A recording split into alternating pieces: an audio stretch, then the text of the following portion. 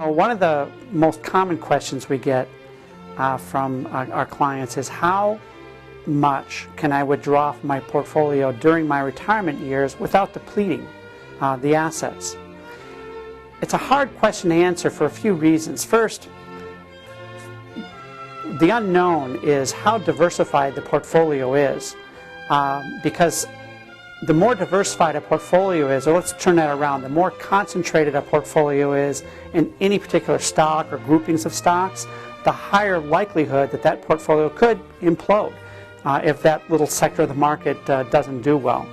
So diversification is key, and we want to make sure that the portfolio is highly diversified during retirement, especially during retirement.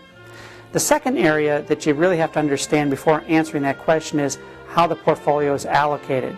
That's similar to diversification, but want to make sure the allocation, which means where the investments are located globally in as many markets as possible and as many dissimilar markets as possible, markets that are not highly correlated to each other.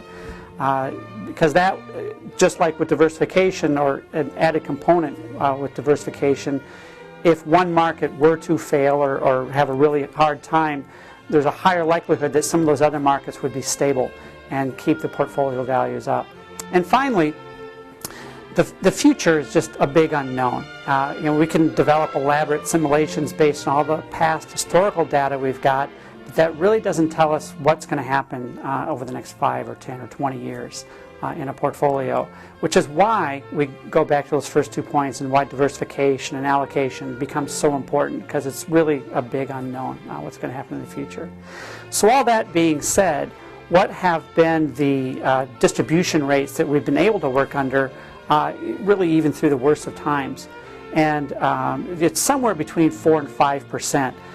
Anybody who's taking more than 5% out of their portfolio runs a higher risk of that portfolio losing its assets before that person's ready to stop taking assets out of it for their income.